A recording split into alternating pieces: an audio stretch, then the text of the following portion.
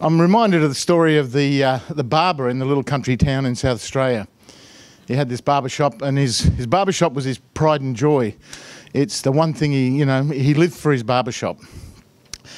And one day, a Catholic priest came into his shop. He sat down, he said, "I'll have a haircut, thanks." So the barber gives him a haircut. And the priest gets up, offers to pay. Barber says, no. I don't take money from men in the cloth. For all the good work you do in the community, this haircut's on me. So the priest said, "Oh, thank you very much. That's very kind of you." Next morning, the barber comes into work and there's a bottle of wine on his doorstep from your friend, the local Catholic priest. A few days later, Uniting Church minister comes in, says, "I'll have a haircut and a beard trim." And sits down and the barber gives him a haircut and a beard trim. Gets up, goes to pay. Barber says, no. I don't take money from men in the cloth. For all the work you do in the community, this haircut's on me. Uniting Church minister said, "Thank you very much. That's very kind." Next morning, barber comes into work and there's a box of chocolates on his doorstep from your friend, the Uniting Church minister. A few days later, a Salvation Army officer comes in for a haircut and a shave. He's too lazy, he got up too late. And gets his haircut, gets his shave, gets up, goes to pay, and the barber says, no. For all the good work you do in the community, this haircut and shave's on me. The army officer said, "Oh, thank you very much." And next morning, barber comes into work and there's 9 Salvation Army officers on his doorstep. Which just goes to show that we're a peculiar organisation with some of our own eccentricities. My background, I probably still regard myself as a youth worker, although I'm a really old one. Bernie Cleary, who's the Office of Child Safety Commissioner in Victoria, and I started youth work about the same time. He claims he's still a youth worker too, but I regularly inform him he's just a bureaucrat. My first job was with an agency called Task Force in Melbourne, and it was a young volunteers organisation. So we used to recruit young people from private schools to go and do voluntary work in the inner city. I knew my days were numbered when the bus didn't turn up one day to take the Wesley boys on an excursion to a Uniting Church in inner Melbourne. So I had a friend who had a covered 3-tonne truck and we piled them all in the back of there. And I thought, no, I don't think this career's going to last with Task Force. I was then asked to write a submission, and I got paid by the Salvation Army to write a submission. I wasn't an officer then, and Gloria and I went away on our first holiday together as a married couple, and I wrote a submission to start a program which eventually became Crossroads. We started a youth refuge in Fitzroy, and it was sort of an argument between ourselves and the Baptists and God Squad about who had the first youth refuge in Melbourne, but they all started about the same time. An officer called Lieutenant Graham McClimate, who they didn't know what to do with, was appointed in charge of the program, and Graham and I worked there for a number of years, developing the Tranmere Street Youth Refuge, which became the Crossroads Youth Program, which at its peak was the largest youth homelessness network in Australia. It was a great experience. We learnt about working with young people off the young people. Initially, the program was a joint program with the Catholic Church, and the Jesuits, in fact, funded the first 6 months' rent on a house that we'd leased in South Fitzroy. Unfortunately, they'd put on the lease that we'd only have 4 kids in there, and I think we moved 17 in on the first night.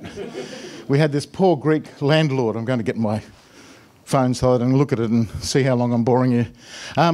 We had 17 kids on the first night, and a poor Greek landlord who used to walk in unannounced and just sort of groan about what was happening to his house. So he evicted us. So the Catholics in the Salvation Army got evicted. And in the most memorable intervention by the Salvation Army in my lifetime, it just happened that Graham ran a story in the paper to say that we'd been, a homeless program evicted. And the property secretary at the time was Colonel Bram Harewood. And over the weekend, I don't know how he did this, he went out and bought a house for us. So we didn't ask him. It was sort of self-motivated. And he rang Graham up on the Sunday night and said, "I bought you a house yesterday for your program." And that was the beginning of Crossroads. Throughout My involvement as a Salvation Army officer, I've done both core and social programs, usually at the same time. Gloria would really run the core, and she used to call me the visiting preacher. I'd come in on weekends and do the odd sermon. For 8 years, we ran a program at Fitzroy, a church at Fitzroy, a core at Fitzroy, where the Crossroads kids used to come, sometimes to worship, more often than not during the week. In fact, they used to help us run. We had a very large boys' club of about 70 boys and a girls' club of about 40 girls, and the kids used to come and help us run that, the kids from the Youth Refuge. And it was my first understanding of integrated mission, they call it in the Salvation Army today, which really is just another name for good relationships between churches and social programs that are productive and useful for the people in both. And that's about as detailed as I'd want to get on the theory of it. But I just wanted to talk a little bit about Crossroads and about integrated mission, about cores or churches and social programs working together. And I think that there's been a lot of, not misinformation, but there's been a struggle in the Salvation Army and in other churches, as John referred to, sorting out what this means. What does a church congregation or the church as a whole commit itself to in engaging in social work? Does it mean social program staff doing church work? Does it mean churches doing complex social work interventions with people whose lives are in chaos? I don't think it means either of those things. I think that what we're called to contribute to could be outlined in the first three of the Salvation Army's mission intentions in Australia: caring for people, transforming lives and reforming society. I think that's a common ground that both core programs and social programs can meet around: caring for people, transforming lives, whatever that might mean in your setting, and reforming society. It doesn't mean that social program staff are evangelists, and I would recommend that a lot of church people don't see themselves as that as well. What is the role of Salvation Army social programs then? I want to just reflect a little bit about what might be distinctive about Salvation Army social work. Are there any distinctives? Are we different, or should we be different to social work generally? And I have thought about this a little bit over the years.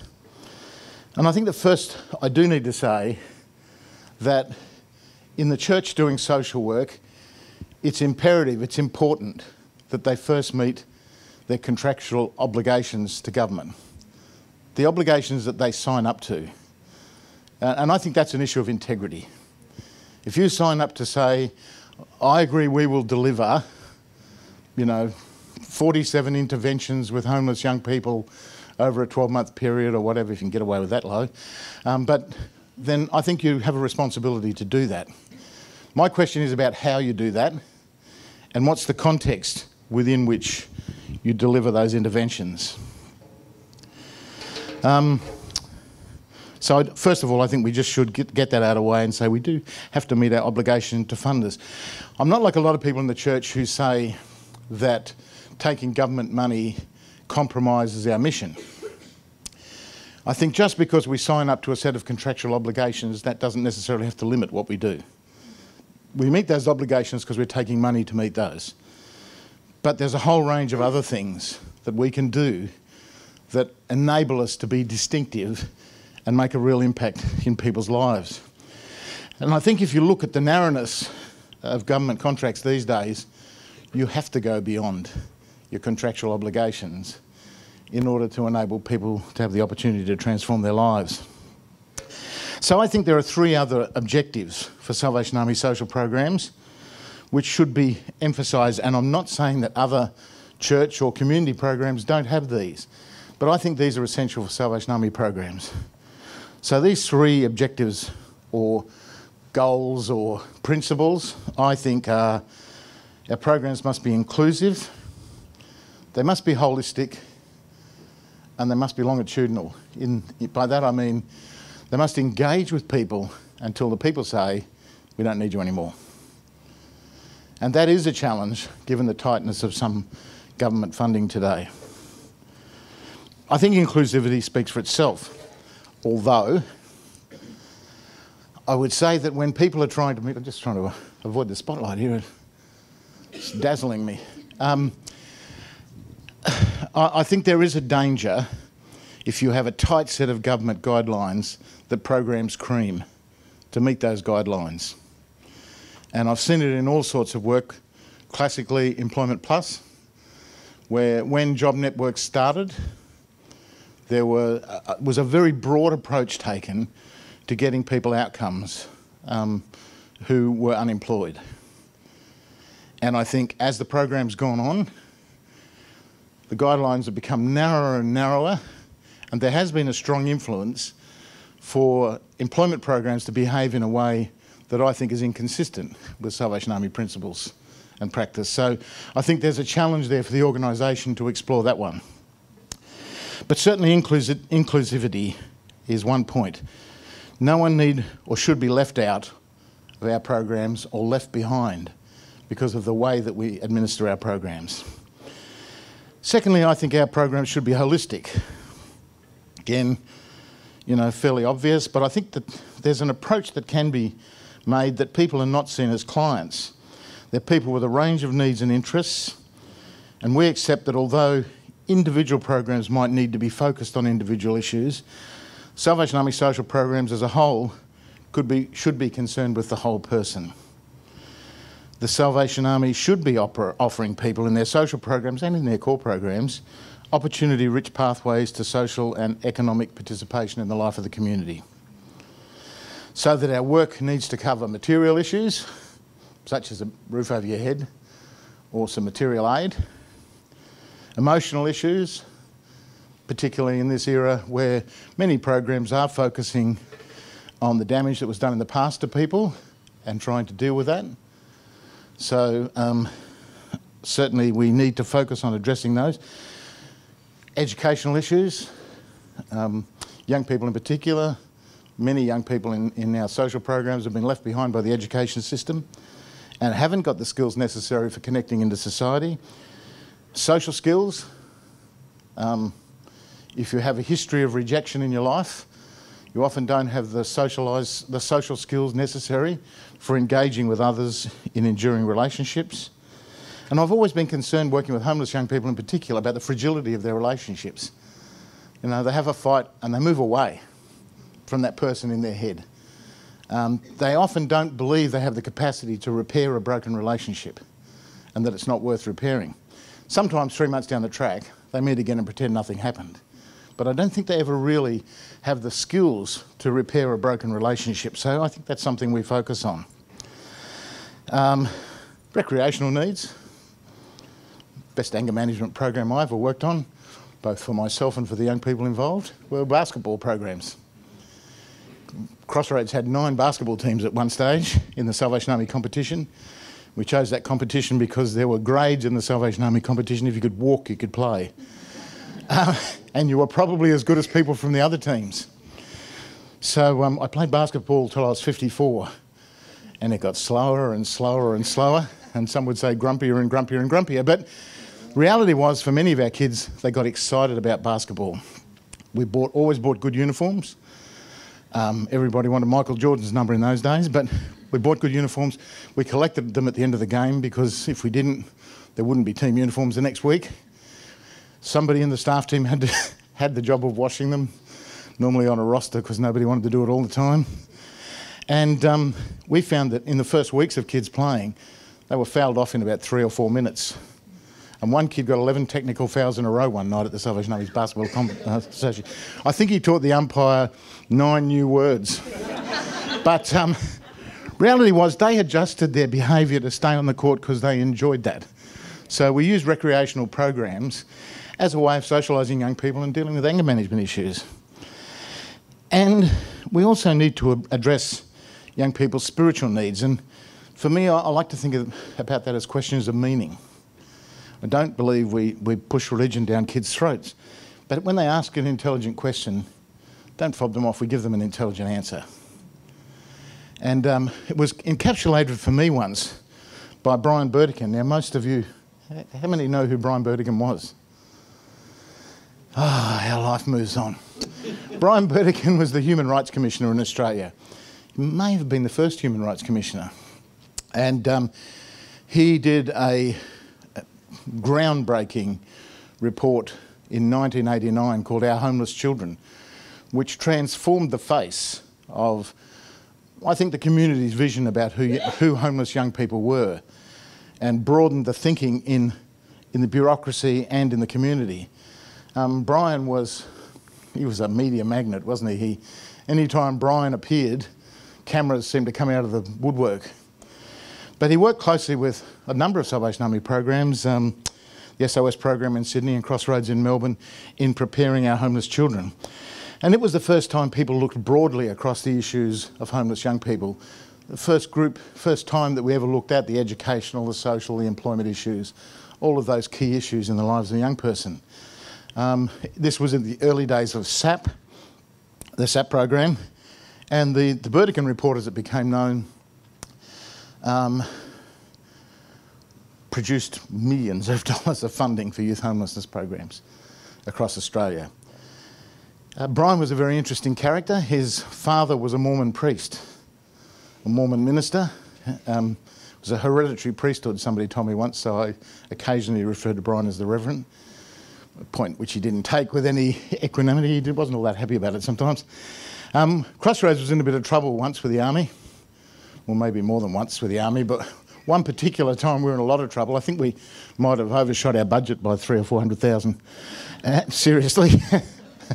That was back in the good old days when at the end of the year they'd pay you back to start the new year again. What a beautiful time that was. So I sort of viewed that as 10% development money every year. It wasn't a problem when our budget was 600,000, but when our budget was 6,600,000 a year became a bit of a burden for them. God is good, because the year I finished at Crossroads was the first year programs had to pay it back over the next year. So as I left, I said to the incoming managers, have a good time. But Brian, we thought to get back in the Army's good books, we'd have a dinner at Crossroads. We had a hospitality program, so we invited all the divisional commanders in Victoria, the state social director then, and the whole of the Salvation Army cabinet and their wives down for dinner at Crossroads. And Brian was going to talk about his new inquiry, which is the mental illness inquiry. And I've never seen anybody play a crowd like Burdekin. He was brilliant. So all these Army officers are there taking their sermon notes for Sunday as Brian was talking about mental illness in the community. But he said something that stuck in my mind. Somebody asked him a question. One of the cabinet members said, you know, what is it about Crossroads that you think is important? And he said this. He said, Crossroads is a program that values the worth of the human soul. Now, I thought that was a great response. Crossroads is a program that values the worth of the human soul, the human person. That we saw young people as more than clients, that we saw their lives as more than material and emotional things. So that became a bit informative to me about thinking about what a holistic program is. A response that moves beyond the material. I think the other thing about the Salvation Army in terms of a holistic sense is in the broader argument. I hear a lot of programs say, oh, we're a rights-based program. Are you a rights-based program? Human rights? Underpinned by the Bill of Rights, which is an international expression of people's rights. We're very strong in that in Victoria because we have a Charter of Human Rights in Victoria. And the Bill of Rights talks about people's right to housing, food, safety, education. And there's a whole list of rights. That became important to our team at Crossroads to see people as having rights, and we shifted our focus from a charitable focus to a rights-based focus, so that we didn't feel that we were doing charity for young people or to young people. We felt that we were enabling and empowering them to exercise their right to accommodation, to education, to food, to other things. Interestingly, when Brendan talks later, that we've just been doing some work on the 614 24/7 program, homelessness program. And I said in the report, it's a rights-based program. Brendan had a cafe, which was a meals program, well, they had a meals program actually, which has been magnificently transformed into a cafe, the Hamadova Cafe. So people have a right to food security. They don't come in and get doled out food, a meal, at the Hamadova Cafe. They sit down and they're served at the table. They get free cappuccinos or flat whites or whatever they want to order. There's normally a choice of meals. And there's a real sense of dignity and acceptance in them. Stop playing around with family benefits. Stop seeing income support as an imposition on the community, when really it's an investment in the community. And it's a way of enabling people to participate in the social and economic life of the community. And I want to see us stand up about those things, but we do that together. The church, DHQ, THQ, won't have the insights that you've got. And I've always found in my 150 years of working with politicians that they want technical assistance. What happens, let's think, one of my favourite programs was the CIS program, Community Support Scheme program. You're too young to remember when we used to have centres in the community for young people to attend and get some support. It was designed on a drunken weekend by 4 bureaucrats from DEET. And it had all the stupidity of that weekend. And it took 3 or 4 years to get it right, and then they scrapped it. Same with JPET. Another DEET design, probably on another drunken weekend. Both had the potential to be great programs, but you knew what would make them work, and they didn't. A bureaucracy and a politician never know technically how to engage people in a program. If they did, Job Network might be better. Although Job Network's bad now because the government have a view that people are dispensable, and they actually just want to make people pay for being unemployed, if you like. This current work for the dole program's a disgrace. There's no training in it. It's punitive, and it's destructive of people's lives. So these are the things that we have to stand up about. But let's stand up about them having collaborated together and thought through what the issues are and thought through what some of the solutions are. Because if you just go to a politician thumping the table and saying this is a disgrace, inevitably a bureaucrat will turn to you and say, well, what would you do about it? And that's your in. And, I did do a lot of work with the Army in Canberra, and working with John Howard was interesting because we were probably fairly different people. I'm not a lawyer and he is. But you actually could work with him, and I did a Prime Ministerial task force with him on youth homelessness, which created Reconnect. Do you run a Reconnect program? You do, yeah. Well, what? Not? We did. You did? You don't now. Yeah, my complaint is that the initial burst of funding for Reconnect was to be an extended trial, and they never extended it. But it's a program that has proved its success in reducing youth homelessness.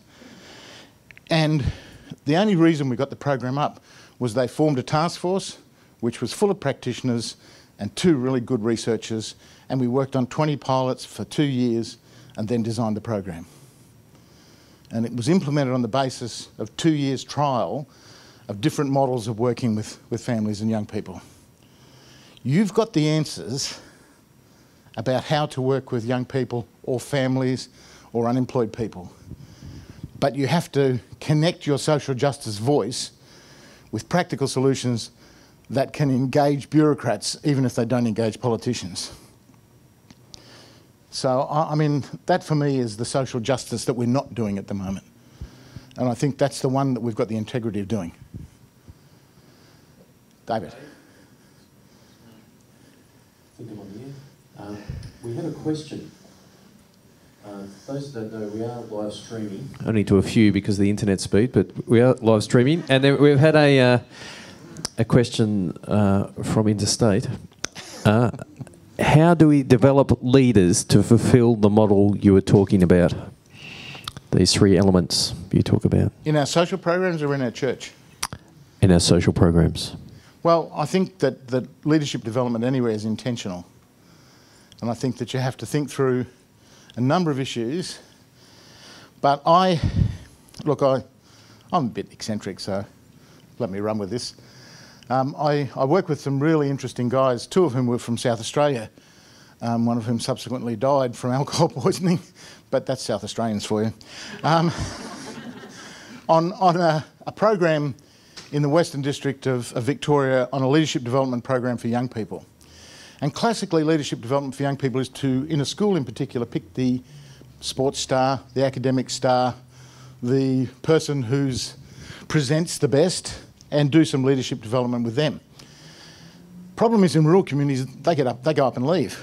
All the academic stars go off to uni, and the sports stars go off to play probably for the Collingwood Thirds, and other people who have been invested in heavily in those programs just disappear. But in every rural community, there's the kid who is in the cricket club and goes down every Saturday an hour before the game starts to put the flags out and roll out the mats. There's the kid who joins the CFA, hopefully the one who doesn't light the fires, but there's the kids who join the CFA. There's the kids who join environment groups. Now, that they might not look like the classic leaders, but in fact, they're exhibiting leadership by their joining. And we developed a program that invested in those young people because they showed some interest in making a difference. So if they were running an environment group, we'd do a skills analysis and say, okay, what's your job here running an environment group? Well, it's about media, it's about organisation, it's about somebody's got to keep the books. And we would develop a group of young people within that organisation to do the jobs that the organisation needed to do. And suddenly leaders emerged. Same in churches. There are young people who might be the worship leader or all sorts of other things, but they don't want to do the hard yards. And if you want to transform the culture of an organisation, you've got to get the workers trained up to be leaders, if they show some leadership. And sometimes they show some leadership just by showing up, and you can develop it out of there. In terms of the army, again, I think that at a divisional and at a territorial level, we need to be looking at people who have consistently... There's a lot of turnover in the social service industry. Some people stay because they can't get another job. Sorry, I've been crudel here. Some people stay because they're really committed to the task. Pick them, identify them, train them, offer them courses, work with them, get them mentors. I just think it's a very intentional process. But let's do it with the people who are going to hang around and put in. Let's not waste leadership programs on trying to identify stars who may be gone the next week. Let me say my greatest privilege in the my social work career was working with the leadership team at Crossroads. And we didn't have a leadership strategy. What we had was a talent strategy. So a guy called Paul McDonald came in as a student. He was good. So we kept an interest in him right through his university degree and offered him a job when he left. He came in and he was a terrific youth worker. Then, like many young youth workers, he wanted to resign and go overseas and have his obligatory year or so wandering around Mexico and Uruguay. And I wouldn't accept his resignation. I said, you've got a leave of absence. He said, I don't know how long I'm gone for. I said, well, give me a month's notice when you're coming back. But we're not filling your position with a permanent. And Paul eventually became the director of Crossroads when I left, and he's now the director of Anglicare in Victoria. Jenny Plant, a vigorous woman with strong opinions, came in as a youth worker, and she let us know very quickly what was wrong and what was right, but she was a great worker. She's now the manager of the St Kilda Crisis Centre Network and has been for 20 years. Marg Hamley came in as a family worker, took over Crossroads after Paul left. Is now second in charge of Berry Street. And I think she's now running the Berry Street Childhood Institute in Melbourne. We had a team there that was people regarded as stars, but they were all workers in the program. And we gave them the opportunity to be leaders. And I think that's the best I can say about that. It's talent identification and development. Is that an answer, Dave? Any other questions? Do you want to know what my best move was at basketball? Got a big bum. It's great. You clear a way through the path through the key there. Right? I'm going to ask a couple of questions. If I ask you what the 3 key principles of your, let's say, youth programs here at Ingle Farm are, what are they? 3 key principles. Relationship. That's not bad. We've defined the model at 614 as relationship first rather than housing first. We do have other principles, but relationship first. You've got to be able to answer that question, you know. If you have a visiting bureaucrat and they say, what do you want about here? Bang, bang, bang. You've got to work that out amongst yourselves. No one else can work it out for you. What about your family program? Anyone here from the family program? Not going to put your hand up, are you? I'd be interested in 3 key principles there. Because you have to be able to speak to what your program does well. And then you've got to think it through, because I tell you, we made a big mistake at Crossroads early. They'd say, what do you do? We work with the most difficult kids. It was like a mantra. Because we did the William Booth, go for souls and go for the worst, or least, the last and lost and all that stuff. I'm over that. We work with the most difficult kids. What's that saying? Saying to the kids, you're a bunch of scumbags, basically. We don't think much of you, but we're pretty good because we're working with you and you're really hard. Think it through. You've got to be able to communicate your message to people. And that applies for a church, in evangelism, but applies equally to social work. If I ask Brendan Nottle, depending on what day it is, and say, what's your program on about? I'm pretty sure it would be something like creating a safe and equitable city in the CBD of Melbourne. Because all their programs sit around public safety or equity. So that one-line tag is really important, because some politicians and many bureaucrats are smart, but they want to hear you say something meaningful. And I would recommend that that's only developed by your staff team talking about what they do, identifying your strengths, identifying your weaknesses, working on your weaknesses, and developing a communications line.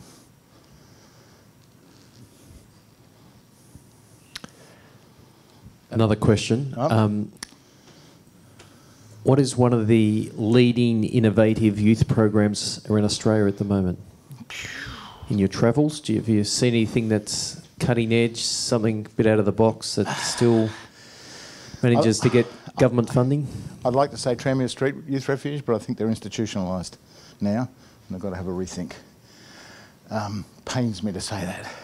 20 years of my life there. I think Brendan's doing some innovative things in the CBD of Melbourne. I think Boys Town in Brisbane and New South Wales should change their name desperately. It's a bit gender specific, but it's also a bit old fashioned. But they are. Can you tell us what they're doing? What does it look like? They're very, very good at working long term with young people. They're extremely good at social enterprise and entrepreneuring for young people. They get young people jobs. They've probably got the best outcomes getting young people jobs, and their accommodation stuff's pretty good. I think that they're doing the holistic thing. I think Oasis in Sydney still has some really good aspects. I think they're going through a bit of a leadership struggle at the moment, because when you've had a... Look, the great thing about Crossroads was when I left they didn't notice. That's pretty sad, isn't it? But because it had always been a team. So when I went out, someone else in the team just stepped in. I think the problem at Oasis was Paul and Robin Moles were so integral to the operation of the organisation. When they left, there wasn't immediate anyone to step in. You've got that issue coming up, haven't you? But I think that Boys Town, 614, I don't know any of the Adelaide programs well enough now. My favourite program in Adelaide was Norrie Up to High. They had a sensational enterprise program about 10 years ago, where kids were growing vines, making wine, growing fish, having cattle. You know, they had they replicated the economy in their local community within the school. And I think South Australia probably has lost one of its edges it had, which was enterprise education. Don't know, it might still be there, it might be great. I haven't looked for a while, but that's good. Yeah, that's about it. That's not saying there aren't more. Oh, look, and I haven't seen Muggies for a long time, but I know that many years ago it was cutting edge when I saw it. However, you didn't come up with 3 quick principles, did you? My 3 key three principles: longitudinal, inclusive, and what was the middle one? Holistic. Especially longitudinal, because that makes you learn. I just want to give you guys a bit of kudos. Muggy's program. You tell them. No, but just with Muggy's program, I've just been moved to tears with a lot of your stories. I'm Robin from headquarters, probably don't know half of you guys. But just to hear some of the stories of the work that's gone on and the feedback, like we remember the TC went out from Mill somewhere. Here in Adelaide, that's the territorial commander, the dude in charge of this territory. And the waiter just said, oh, you're from the Salvos, rah, rah, rah. And this guy's life was completely turned around because of the Muggy's program.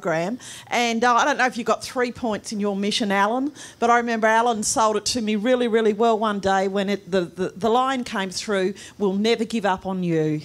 We'll never give up on you. And I just think that's an absolutely brilliant one-pointer anyway. And longitudinal. Yeah. And that challenges you. I tell you what transformed Tranmere Street, the day we said there's a no eviction policy. Yeah. Boy, did that challenge some staff. Some staff left because of that. We would move kids out for a week or two into other housing we had, but they couldn't be evicted from Crossroads. And they couldn't really be evicted from Tranmere Street except for a night or a week. And did that challenge staff to work differently? But that created the culture of Crossroads, the no eviction policy, because it forced people to think through what was happening with kids. Now, I wouldn't say it's easy, because I reckon you've probably got the same sort of kids. You know, and staff occasionally get a whack and other kids get whacked and you want to do something about that, but you've got to have a strategy, because it's the forgiveness after the breakdown that recreates the new pathway. And if you can't deal with that, it's problematic. Yep. You find the challenge is like not so much working with the person, but who they're connected with, you know, like, and then integrating and collaborating with a family or agencies, because they change, but then they got so much else that's in their life that either can cause them to go back, or they just got more to deal with currently all the time. Look, I think you're right there. I think working with families is the hardest bit of the work. I mean, I think kids is easier. I think the first assessment you make is whether the family is worth investing in, because in some cases families have been the source of the abuse. But having determined that they're broken as well, they're still the kid's family. I think my line with kids was often, you hate your mum and dad now, or you hate your mum now, or you hate whoever has been your guardian now. And this is a corny line, but I'll tell you what works, especially with girls. In 5 or 10 years' time, when you've got your own kids, do you want them to have an extended family? Let's talk about how we can work on fixing that a little bit. And I found that helpful. But look, there's no magic bullet, is there? Because every family is different, every context is different. And let's be really honest, most of the damage has been done in the family. Well, it's not just family, but it's social, political. Yep. You know, working with other agencies is a challenge sometimes. I used to cheat. I used to say, look, there's 3 or 4 agencies I know I can work with, I'm going to work with them. I'm not going to waste my time reforming an agency that's so stuffed. You know, you're going to spend your whole energy on it. So, you know, to be honest, I cherry-picked agencies to work with, and if I had a chance to involve mental health agency, it'd be one I liked. How did you respond to the government when it said, no, you've got to work with a lot more agencies, when it tried to sort of broaden your scope? Again, it's having your response ready. I mean, I think early on Crossroads, if I just explain the model at Crossroads was we delivered so much in-house. In the early days, we didn't need partnerships. And I learned a lesson very early on. Crossroads, the Tranmere Street Refuge was set up on SIS funding. We had 4 SIS workers working out of the back of the Salvation Army Hall at Fitzroy. John Cleary remembers this well because he got a black eye there one night. Came round to see me, and some kid had just been getting a good telling off, and he walked around the corner, and John was just walking down the street, and he goes, whack!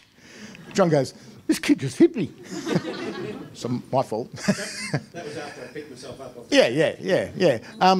We had 4 SIS workers, and we operated a SIS program during the day in the Salvation Army Hall at Fitzroy, and 4 houses away we ran the youth refuge. We didn't have any youth refuge funding in the early days, And because Graham and I were cheap with the army officers, we used to do about 3 nights each.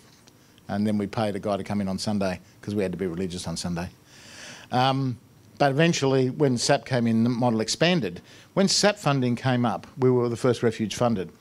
So generously, we think, well, Assist program is a community youth program. Let's find a local group in the Fitzroy community who can take it over, and we'll offer them the 4 positions. So that's very noble, isn't it? That's really, I think, very community-minded. So we did, and within 2 months, our kids were banned from there. So then we got a bit precious. And as we developed employment programs and other programs, This Way Up Furniture, which you did here for a while, and other programs, we kept them in-house. And then we actually figured that we could have a lot more impact if we did have some good partners.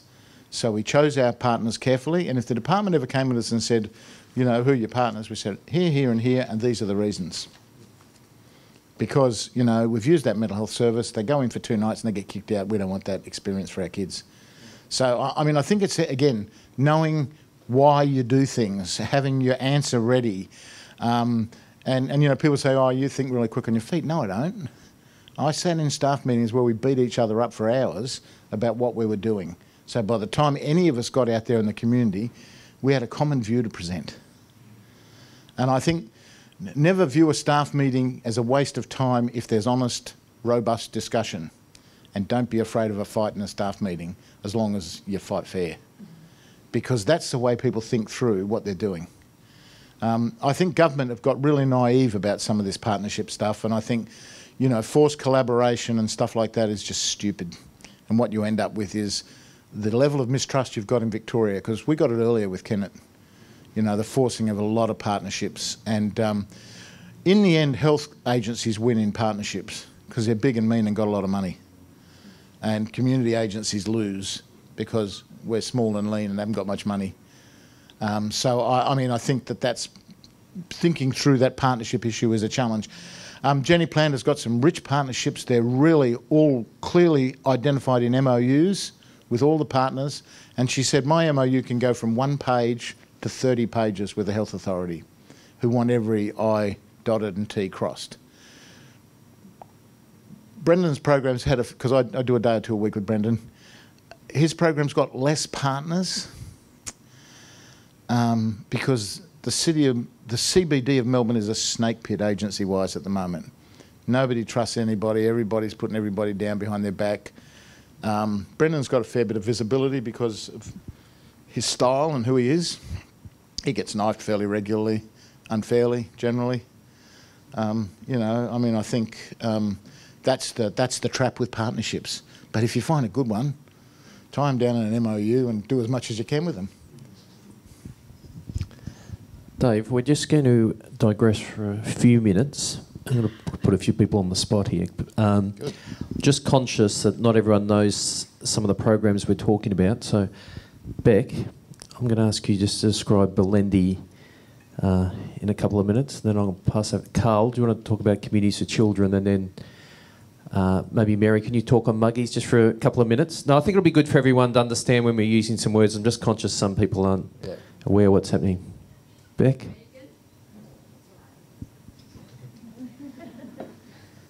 Belendi is a youth homeless service for 15 to 17-year-olds.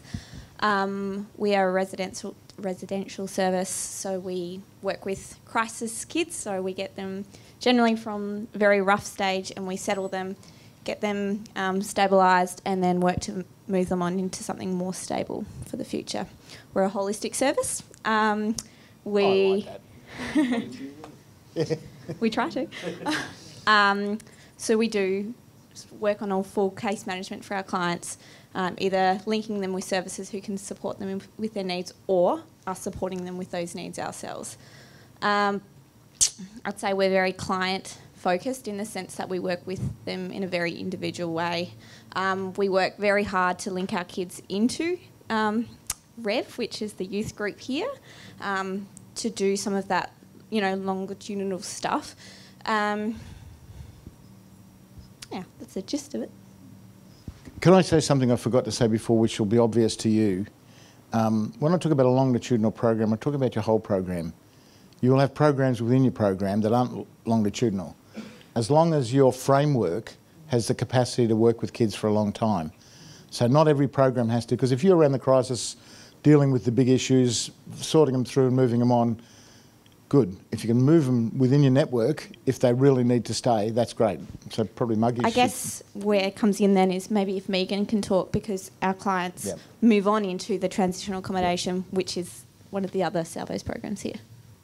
And one of the stories long-term from a REV perspective is that we have a boy about to turn 28 this month. Boy's about to turn 28 this month, so he's not a boy anymore. But he came through Belendi, and what happened was we were the stable thing in his life, the family. Still comes to youth on a Friday night. In fact, there's 2 or 3 of them. So the stories of that long-term holistic care, when we're working together, that's where we're the strongest. That's where we see the most positive results anyway. Youth outreach. Hey. Dave forgot me, but I'm here. So youth outreach does kind of follow on or works in partnership with Belendi. So we're under the same funding agreement, and we are the gateway for the inner northeast of Adelaide, and we do youth 15 to 25-year-olds. So we have 2 components. We have our wait list, which is people who are waiting to be housed. And we work on emergency placements for them. So I guess they might come to us, and then we, if they're under 18, we might get a vacancy at Belendi and link them into Belendi or other youth shelters. Also sometimes use motel accommodation, or, you know, there's other shelters around that we use. But yeah, so there's that emergency and sustaining I guess the young people on that wait list, making sure they're okay, meeting certain needs, maybe giving them housing options appointments if we think that we can get them into some sort of private rental. Then we have, when we have a pool of housing that we have access to, and we have case managers attached to those houses. So once they've been on wait list, we will then move a young person into one of these houses. It's short-term accommodation, so about a year and a half, sometimes up to 2 years. I guess we then look at the holistic, like not just the accommodation, but what's going on, that we can try and link you in with the right services or support you in whatever way possible to get you, I guess, greatest outcome is to private rental. So it gives you a bit of a rental history and whatever else, but linked into the right service, so I guess long term. We definitely do transition, but the other way is that they may go to Belendi first, and then through Belendi they might spend time there, develop their skills, and then we will have a house available, and then we'll continue that work in partnership with Belendi. But I guess also we have a lot of young people who come through either the REV program and come onto our wait list, or get connected into REV whilst at Belendi or another service. So, yeah. So you're a little bit like the housing entry points for youth in Victoria. Yep. Plus some case management and some outreach. Yep. Yep. Okay. Yep. That's us. Who's next? Can I just make a comment about that? Joylene's on it. I've been in that program probably the longest, but I just wanted to give an example of a young person. She came from Belendi. She was then housed with that outreach housing, and then she was put into stimulus housing, which is properties that were built during that stimulus time. And she purchased her own house at the end of it. So she'd had lots of issues, but she'd worked through the whole program together. So I just wanted to give that example, yeah. So that's the continuum. Yeah, yeah. Hello, my name's Mary. I'm the manager at Muggies South Accommodation. Our program, we've obviously got 3 Muggies programs. We've got Muggies North, and now we've got Muggies Country. We are we take young people that are Ward of the States, which are guardianship young children from 16 to 18 years old. So our program is an independent living program. We've got houses connected to our program in each of the areas, and a young person is referred to us through Families SA, because we're funded through Families SA. So once a young person gets referred to us through Families SA, we start as an outreach program where we're teaching them to actually do an independent living program, to teach them how to do the basics like cook, budgeting, do resumes, do anything. And then what happens is we've got houses, so we put one client into a property on their own, and we're teaching them to live as an individual. So they get Centrelink payments, they got education. They learn how to do their own grocery shopping, bus tickets, everything. So we go through the whole journey through the stages with us. So we do outreach, we do the housing, and then we do post outreach. So post 18, we're still supporting them. So the difference between you and the other program, I forget names so quickly because I'm old. Megan and Mary. Yeah. In Megan's program is you're primarily focused on young people in care or exiting care. Yep. But we're guardianship too. We only can take guardianship young people. Jenna, do you want to say anything that I've missed? We're a fantastic program. Oh, you've got to say that, haven't you? I mean, I guess one of the things that we saw that I've been in the programs 5.5 years, and on two occasions this week, we have a staff member, Monica, who's worked with the team for 10 years.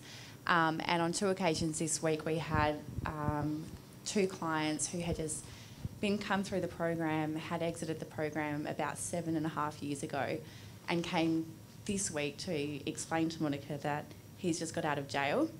And he was like, he came to her to say that. And I just think that that's one of the most incredible things that I've ever seen, is that they've got that connection.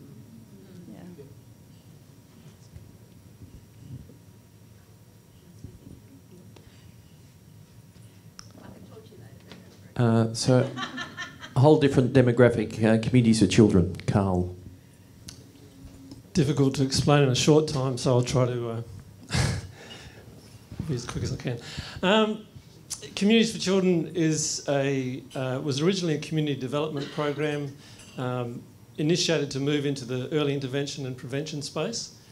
And we were asked to work with, and I guess the principle over it would be whole of family, whole of community, whole of government. And so we were originally asked to consult with community, consult with services, and come up with a strategic plan that would meet the needs of children 0 to 5, and then it was 0 to 12. Obviously that means working with the families of these children. And one of the initiatives that we came up with was the Family's Own Ingle Farm Hub, which is a child and family centre which delivers integrated services to families, and we've seen some huge impact through that on a lot of families. It's a very cost-effective, efficient way of doing things. And here at the Salvation Army, a program called it's called First Steps, which has a mainly music component to it as well, and reading components and so forth, but it's a continuous playgroup for kids. And again, a huge number of families have been involved right from pretty much day one. And we're also doing another program within schools, which is working with kids in junior primary schools, called the Wellbeing Classroom, and it does social emotional learning for kids in classrooms. So the classroom is actually developed in a way that kids who have difficulty regulating emotions, etc., can actually work on that with other kids in the class without taking them out. So that's another initiative. So we've got challenges at the moment because the program's been around. We can demonstrate that it works really, really effectively. We've got plenty of data to prove that. But there's a kind of a shift going on saying that everything needs to be evidence-based, so it's become more roll-out evidence-based programs rather than a bottom-up community development approach, which sort of looks at what people are really looking for and really connecting kids within communities. But that's the challenge that we've got. And that's hence the question about how many you collaborate with. We found that we have a significant number of collaborations, but if you have too many, it becomes a nightmare of administration. But if it's as deep as your suburban wading pool if you keep going out and out and out. I'm interested in your relationship with government, and I'll do a session on that this afternoon because I think that's increasingly important. Not so much about being able to get money, because money is hard to get. There's no doubt about that at the moment. It's as tight as I've ever seen it. And there's no much space for development. South Australia might be different, but as you're a marginal bankrupt, I doubt that it is. Only Tasmania's doing worse. You can't even cut a tree down there now, can you? No. I think you need to... Little joke, I think we need to think through where we want to go with programs, but we always have to have a relationship with government that's based on more than funding. That's based on information flow and a whole lot of things. You probably know all this, but I just think that even more important. And the evidence-based stuff is a challenge. I don't know about you, you know, SAMIS is not always flexible enough. Do you use SAMIS or do you use other tools? Anyone using SAMIS? Yeah. Anyone using Outcome Star? Some mungos. Yes? Which program? No, we didn't use it. Trained in Victoria. You didn't use it? Community support using it, are they? Yep. I mean, look, I think this whole data challenge is problematic. We have a sort of monolithic data tool that's not always easy to make flexible. It does have flexibility, but I think sometimes you've got to know it so well, and so few of us do. I certainly don't. And I think, you know, Brendan's programs are outstanding, but we're finding them hard to report on because... so what's happened there is that we've worked with Swinburne Uni to develop an iPad app, an outreach iPad app, which is in the early stages of development, particularly for outreach workers. And you might get Brendan to talk about that a bit, but very early stages. We did it with Swinburne because there's so much we're not reporting on, and somehow, especially in your homelessness programs, you've got to get your data into SAMIS to get it off to SHS, I think, don't you? Over here, is that? We use a H. You don't do an SHS. How does the state report then to the Commonwealth? That's what they do. So they download into SHS from a state-based program. All issues that need some work. Just one comment on the data stuff, because the evidence-based stuff is a problem that's not just related to social institutions. It's across all intangible goods industries. It applies to the education industry, it applies to the broadcast industry, because the models that are currently in use, being evidence-based, is difficult depending on what you regard as criteria for evidence. What is evidence and how do you measure it? And those groups that are suffering most are the groups dealing with the intangibles. Universities have been decimated by the evidence-based models. You're now having faculties run by the registrar rather than the dean of the faculty. I mean, in the ABC, we're suffering from the same thing. Content is now being measured by how little did it cost and how big is the audience, rather than what's the editorial merit of the material you produce. So we've all, I think, got to have a really healthy, critical view of the nature of the evidence-based criteria we're being asked to deal with, and not feel demoralised when we actually have to meet challenges that we say, oh, we shouldn't have to meet this, we know what we're doing, which goes to the point Dave's making about Brendan's programs. But I think this is not just something that the welfare industry needs to feel that is a problem, because it's a genuine problem. I think one of the challenges in the welfare industry is health are ahead of us. So health, it's more easy to report on outcomes. In the welfare industry, it's easy to report on outputs and not outcomes. And I think the challenge that we face as a group of people working in youth and community services is to help departments define outcomes, because they tend to be really restrictive. And we all know that in a kid's journey, you know, there's some outcome points. One of the values of Outcome Star is that it helps you pitch to a department what your transitional achievements are. So you can say a kid comes in, they're offending 47 times over the past year, and the last year they only offended 12 times. That's actually an outcome. It's a reduction of 35 offences. But you do have to really sit down and think through that outcomes outputs. That's been the challenge with the iPad app at 614. You know, an output is the number of people we contact every night. An outcome is what? Is it a referral to an agency? Because we don't hear back from the agency whether they took that up. So it's thinking through the outcomes.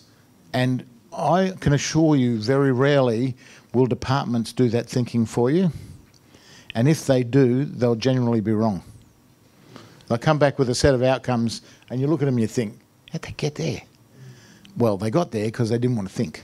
And they're not technicians like you are. Respect your skills as technicians. You know, you know the ins and outs of working with young people. You just haven't had time to reflect on it and get it down on paper or into some sort of evidence-based form. You may have, you may be well ahead of everyone else, but I think everyone's struggling there. So some work on defining outcomes gives you the power. And I think that's what we've lost. We've lost the power of running significant community programs to a group of small bureaucrats who are probably only going to be in the job for 6 months. I mean, in Victoria, the previous Liberal government, not that I'm political, we had a news agent as the housing minister, which is always a good choice, because she had a rich history of housing experience. And she didn't like the people who did the homelessness stuff, so they got rid of them all in the branch. They just got rid of all their historical and technical knowledge. So you're dealing with people from a disability background or this background or that background, and it was a nightmare. Programs got defunded disaster after disaster. So now we're going back in there saying, hang on a sec, you don't know what you're talking about. Now let's talk together about what we want. But I think, you know, we've been bad in the welfare community because we haven't done hard thinking.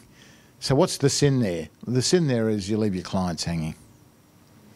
You know, you really have to be able to justify the funding to be able to support the people. That's my view anyway. And sometimes you have to set aside time and valuable staff time and other things to get to that position where you're on the front foot rather than the back foot. And that's hard because, you know, you guys, you're tickers for the people who come in the door. And, you know, you're on the back foot because you're not IT savvy. Well, I'm not. Some of you might be, but, you know, the screen lights up and my eyes glaze over. So getting my head around the app has been a real challenge for me, but I've had to do it because I want to know what it's telling me. Because I want to know the information about people on the streets. So they're the things I think are the challenges for you. Thank you so much. Let's give Dave a big hand.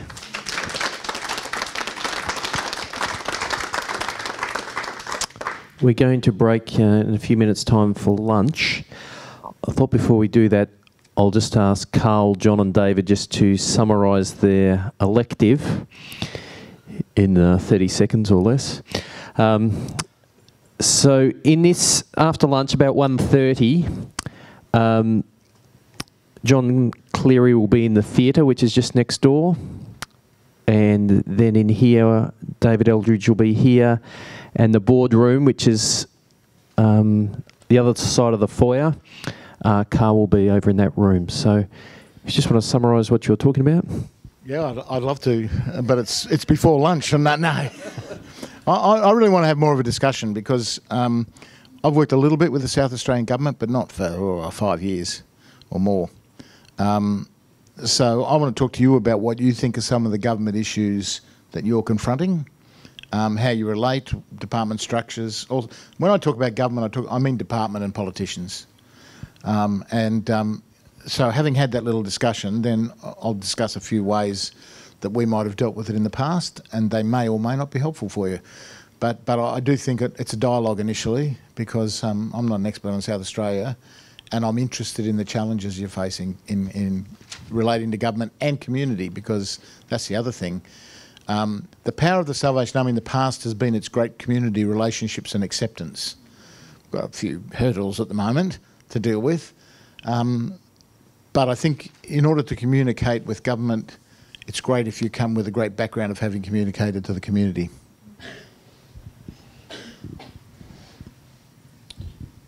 My background is having grown up in the Salvation Army. I spent the last 30 years working across all churches and across the welfare field more broadly, that is, as churches connect to the welfare field. So the sort of things I'm open to talking about in the elective picks up on some of the particulars I outlined in that discussion. That is, where are we as a society and what are the values questions that are emerging, and where do groups like the Salvation Army fit? And so it's that broader question. Now, that can move in any one of several directions. It can move into the directions of sort of wider social policy or sort of what's wrong with Western civilization. So I'm open to a discussion about that whole sort of framework question and where we find ourselves in the future. That is, where are we heading broadly in a broader social context? For example,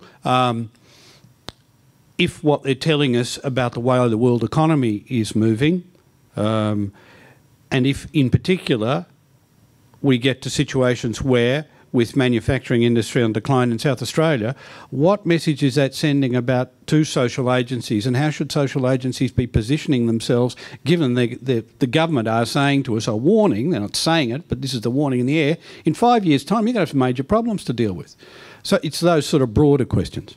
John, you should fess up about your past. John's been a teacher. He's been a youth worker, and he actually did some youth policy work, so grind him on those things. He was probably an awful teacher, but he was all right as a youth worker and a youth policy worker. Yeah, I'm Carl Braddock, and I'm going to be looking at the whole issue of how are we going with protecting and nurturing children, not just protecting but also nurturing. And the whole question of, integration. I mean, do we need integration? Do we need to integrate the social and the spiritual? How can we do that? What's the church and the state role and all that? What can governments do? What can churches do? What is neuroscience telling us in the middle of all that? I guess that summarises it. But I want to have a discussion around that and look at some of those issues and come up with some positive, practical examples of what actually can be done in that space. Great. I've got one other question. Sorry, John. David. Do you guys work to a trauma-informed care model at all? Yes. You do in Victoria. Well, you would have to in the out-of-home care because it's become the buzzword, hasn't it? I'm not sure it doesn't mean 1,000 things, but it's certainly something that you have to consider now and at least have some understanding. And the neuroscience comes into that too, I think, doesn't it? Yeah, definitely.